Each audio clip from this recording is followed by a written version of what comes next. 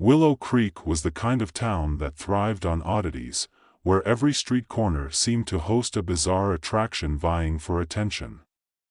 The annual Oddities Festival was the highlight of the year, transforming the town square into a carnival of curiosities.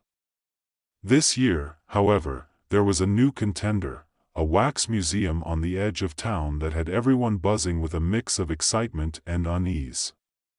It was called the Wax House, and the rumors swirling around it were enough to make even the bravest souls hesitate. Max Thompson stood on the edge of the festival, his hands stuffed deep into the pockets of his hoodie, a reluctant participant in the festivities.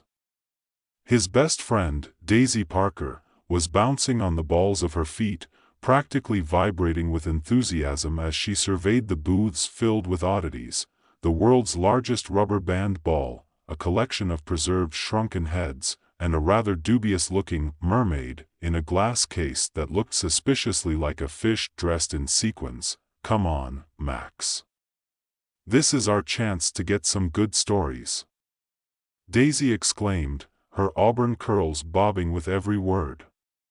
She was an eternal optimist, dragging Max along on her adventures whether he wanted to go or not.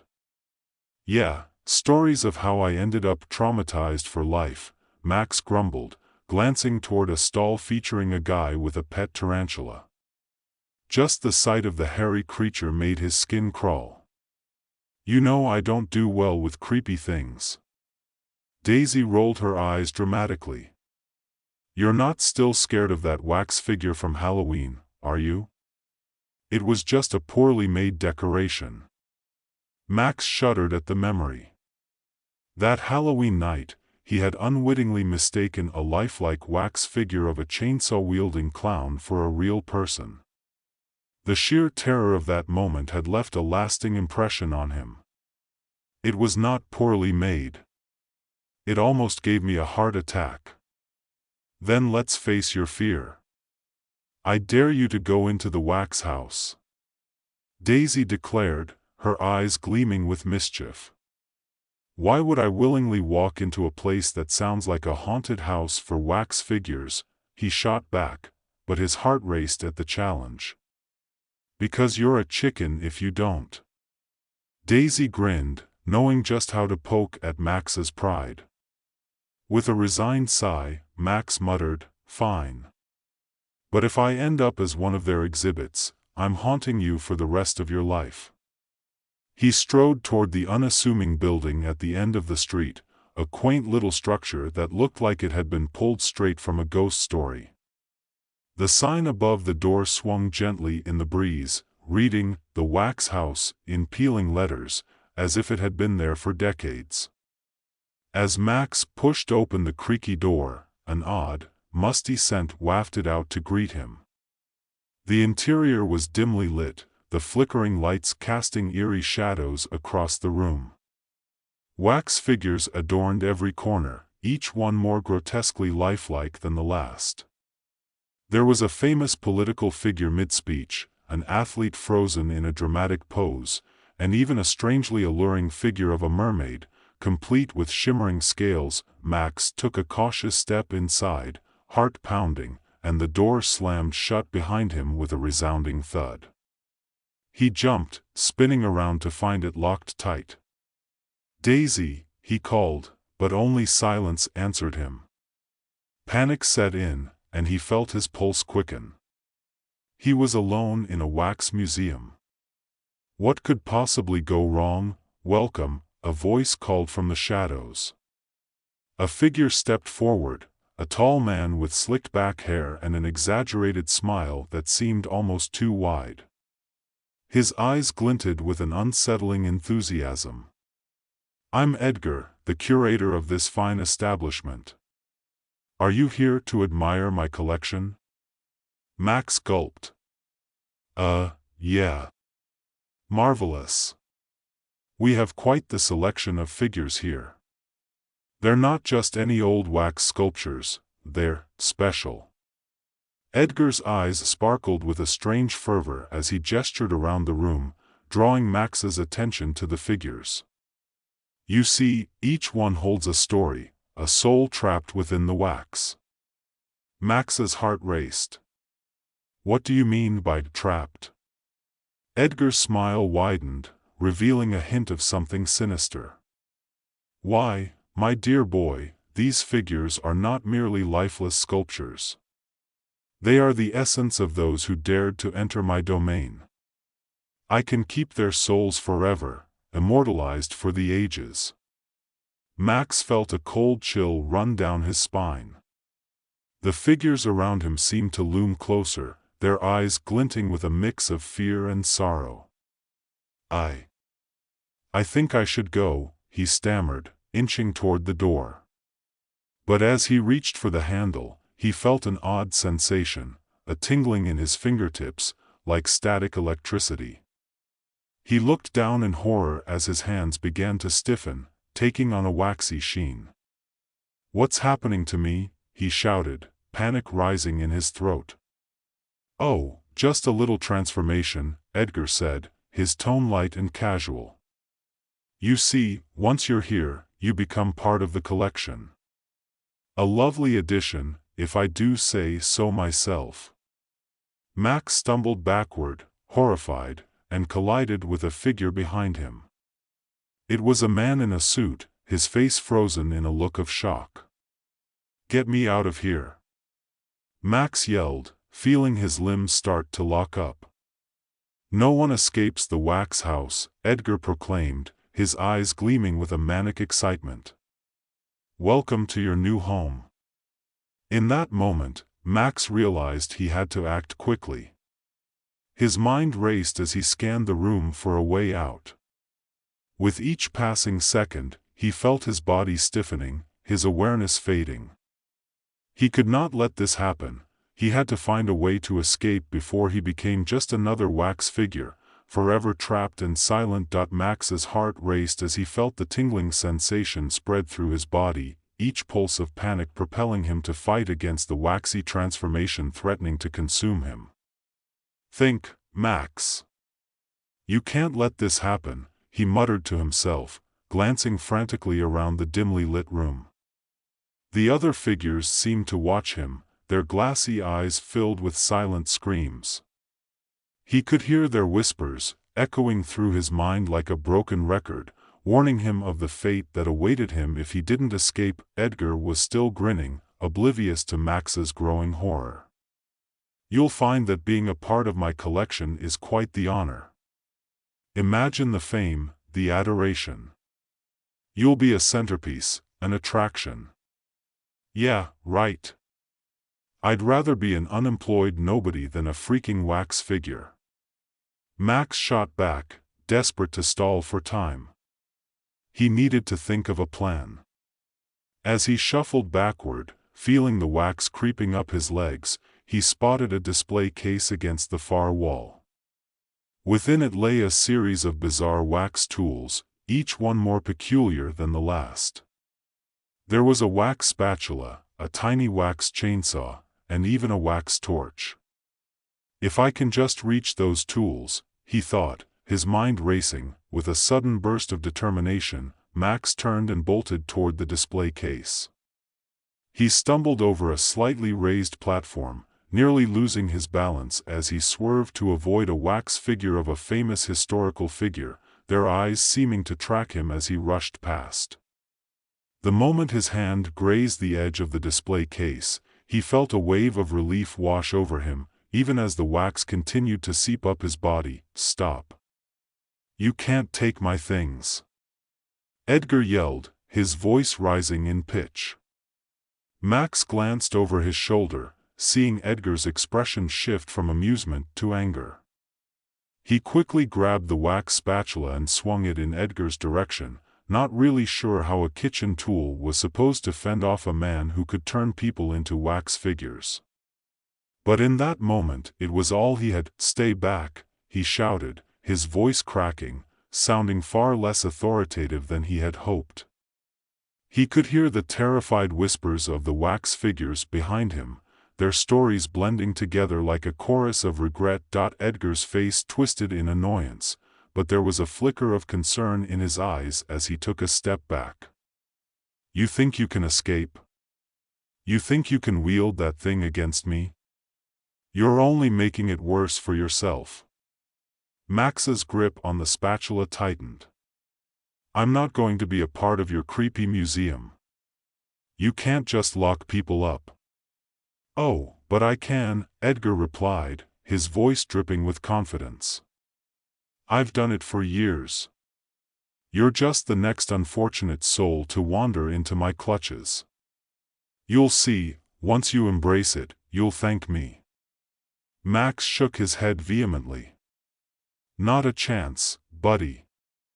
With a surge of adrenaline, he lunged toward the door, spatula raised, his heart pounding in his chest. He pulled on the handle, desperate to break free, but it didn't budge. It was locked tight, as Edgar had claimed. Let me out. Edgar laughed, the sound echoing eerily through the wax-filled room. You'll find that the harder you fight, the more you become part of my collection. Soon, you'll understand the beauty of it all. Max's breath hitched as the wax crept further up his body.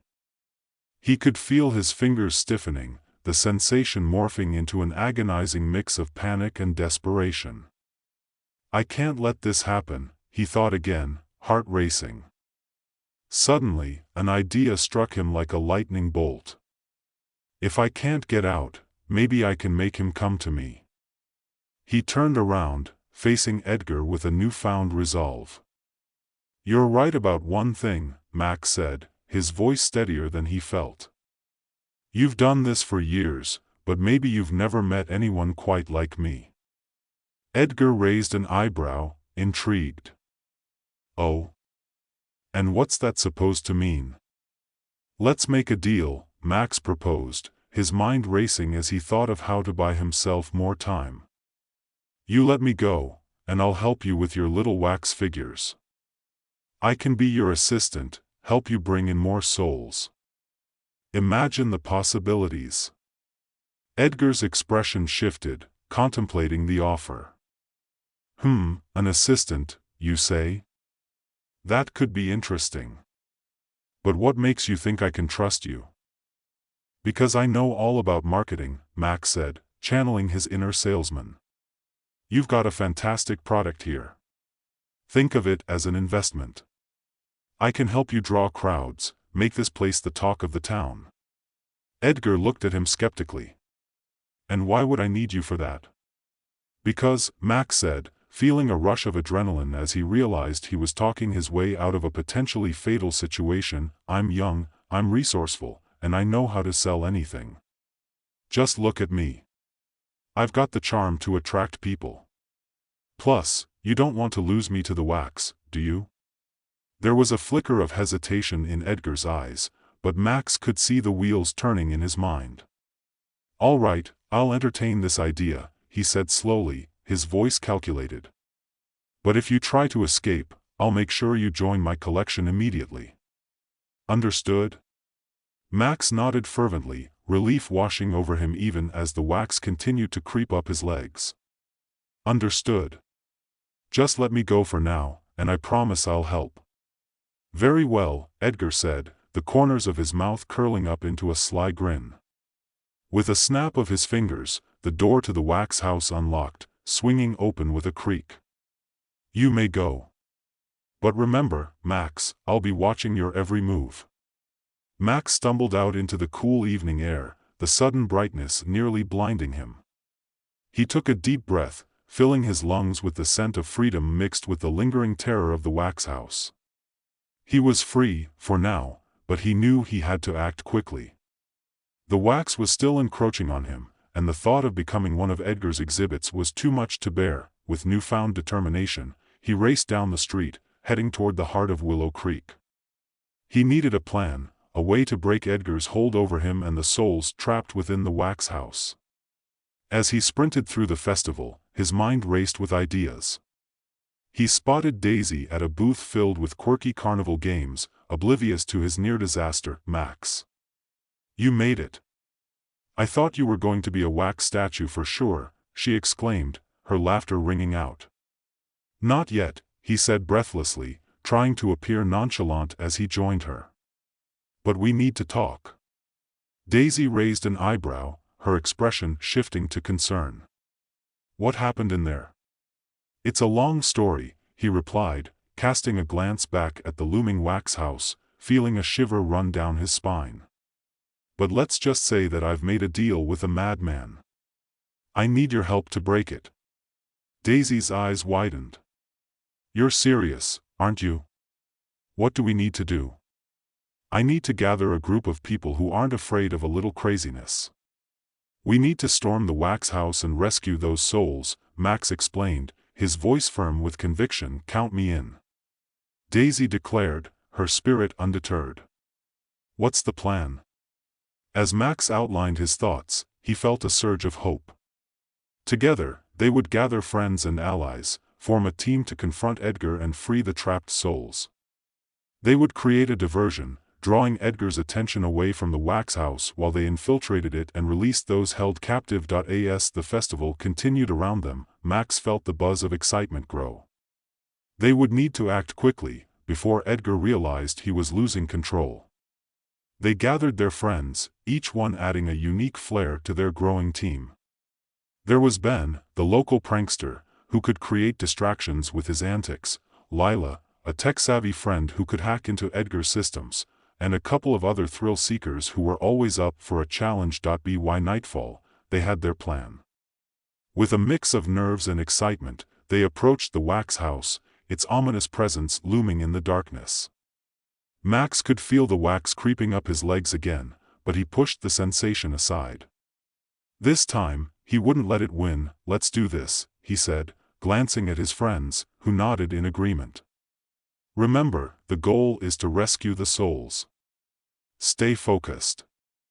As they crept through the entrance, the musty scent greeted them once more, sending a shiver down Max's spine. He felt a rush of adrenaline as they moved deeper into the museum, the flickering lights casting shadows on the walls. "Okay, Ben, go distract Edgar," Max whispered, pointing toward the far side of the room where Edgar was busy polishing one of the wax figures. With a mischievous grin, Ben strolled over, feigning interest in one of the more absurd exhibits. Max couldn't help but admire his friend's confidence as he engaged Edgar in conversation, gesturing animatedly. Meanwhile, Max led the others through the dimly lit room, moving toward the display cases holding the trapped souls. The figures seemed to look at him with a mixture of desperation and hope. He reached out to touch one, an old woman with a gentle smile frozen on her face, and felt a wave of sadness wash over him. "We're going to get you out," he promised, his voice barely above a whisper. Lila and another friend, Sam, were already working on the locks, their determination palpable as they hacked away at the mechanisms. "I'm in," Lila said, grinning as the first lock clicked open. Suddenly, they heard a loud laugh echoing through the museum. "What do you think you're doing?" Edgar's voice boomed as he spotted them. Max's heart sank. "Run," he shouted, and they all sprinted toward the exit. Edgar lunged after them, the manic glee in his eyes now replaced with fury. "You think you can escape me?" he shouted, the sound reverberating through the halls. "Not if we can help it," Max called back, adrenaline fueling his legs as they darted past displays of frozen souls. Just as they reached the door, Max felt the wax crawling up his legs again, creeping inexorably toward his torso.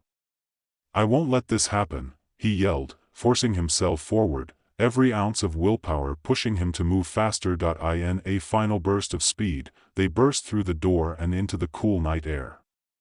"We have to keep moving," Max urged, glancing back to see Edgar still in pursuit over here. Daisy shouted, pointing toward a nearby alley where they could hide. They darted into the shadows, hearts racing as they pressed against the wall, breathless and trembling. Max could hear Edgar's frustrated shouts echoing in the distance as he searched for them. "We need to regroup and come up with a new plan," Max panted, glancing at his friends. "I can't let him win. We can't let him keep those souls." "We'll figure it out," Daisy reassured him, her eyes steady and unwavering. "We've come too far to back down now." As they huddled together, a sense of determination washed over Max. They would find a way to take back control and free the trapped souls. They just needed to be clever and quick. Okay, here's what we're going to do, he began, outlining a new plan, one that would not only distract Edgar but also give them the chance to sneak back in and free the rest of the trapped souls. We'll split up and create chaos. Lila, you and Sam handle the tech again. If we can cut off Edgar's power supply, it might give us the chance we need. With a mix of nervousness and excitement, they set out again, ready to face the wax-filled nightmare one last time. Max felt a flicker of hope as they moved back toward the wax house, the night air electric with possibilities. This time, they would confront Edgar together, and they would win. As they approached the door again, Max felt a newfound strength within him. They had faced the fear, and now they were prepared. With a deep breath, he pushed the door open, stepping back into the haunting glow of the wax house, determined to free the trapped souls and escape his own impending doom. The wax house loomed larger than before, its shadows deeper, as they moved cautiously through the exhibit. The wax figures stood frozen, but Max could almost hear their cries of desperation urging him onward. Okay, on my count, Max whispered, signaling for everyone to get ready. 3, 2, 1, go. They rushed into the heart of the museum, where Edgar was still busy with his wax figures, oblivious to the approaching chaos. Lila and Sam rushed to the back, working quickly to cut off the power while Daisy and Ben created distractions in the front. Hey, Edgar! Max shouted, his voice echoing through the hall. Didn't anyone ever tell you that your collection is a little lifeless? Edgar spun around, eyes narrowing. You again? You think you can get away with this? Not just away, Edgar. We're taking back the souls you've stolen. Fools! Edgar shouted, his voice dripping with disdain. You can't stop me. This is my museum, my art. Art? You call this art? Max retorted, gesturing to the figures around them. This is a prison. And you're nothing but a jailer. As Edgar moved toward him, Max felt a surge of determination. I won't let you win, he yelled, charging forward. You can't keep them trapped forever. In that moment, Lila and Sam successfully cut off the power, plunging the museum into darkness. The room was filled with confusion and chaos as the lights flickered, and Edgar stumbled, caught off guard. Max seized the opportunity, rushing toward the nearest figure, a young man who looked almost as terrified as he was. You're coming with me, he said, grabbing the figure's arm, and feeling a jolt of energy surge through him as he touched the wax. The other figures seemed to awaken, their eyes flickering with life, and a chorus of voices filled the room. Help us! Help us, they cried, the sound rising above the chaos. Edgar scrambled to regain control, but it was too late. The energy in the room shifted as the wax figures began to break free from their constraints, one by one. You can't have them! Edgar screamed, desperation flooding his voice. Watch us! Max shouted back, feeling the weight of their collective will pushing back against Edgar's darkness. With each figure freed, they stood beside Max and his friends, a new force rising against the curator. Together, they surged forward, confronting Edgar as he stumbled backward, overwhelmed by the tide of souls he had tried to imprison. You'll regret this, he shouted, but his words were met with laughter and a sense of freedom that echoed through the room. Max felt the last of the wax slipping away as he joined forces with the newly freed souls. Together, they pressed forward, each step an act of defiance against the man who had tried to control them. With a final surge of energy, they confronted Edgar together, their collective strength overpowering him. The wax figures surrounding them transformed, not just regaining their shapes but also their spirits. Max found himself standing tall, surrounded by the souls he had fought so hard to save. You're free, he called, joy flooding his voice as they stepped back into the light, away from the wax house and the terror it had contained. The door burst open, and they spilled out into the night air, the cool breeze washing over them like a cleansing wave. Laughter erupted around him, and Max felt a sense of triumph fill his heart. We did it! Daisy exclaimed, throwing her arms around Max. "We actually did it." He couldn't help but smile, the weight of the wax lifting from his shoulders. "Yeah, we did." As the sounds of the Oddities Festival rang out behind them, Max realized that he was free, not just from the wax house, but from the fear that had held him captive for so long. He had faced his worst nightmare and emerged stronger. "Let's get out of here," he said, glancing back at the wax house, its shadowy figure fading in the distance. "I think I've had enough of wax figures for a lifetime." With his friends by his side and the night stretching ahead of them, Max felt a rush of possibilities opening up before him. No longer bound by fear, he embraced the adventure of life, knowing that sometimes, the greatest stories come from facing the most unexpected challenges. As they walked away from the museum, laughter filled the air, a new chapter beginning as they left behind the wax house and its dark allure, stepping into a world where they could truly be free. And somewhere in the distance, the echoes of trapped souls turned to laughter, their stories finally unleashed into the night, a testament to the power of friendship, courage, and the relentless fight for freedom.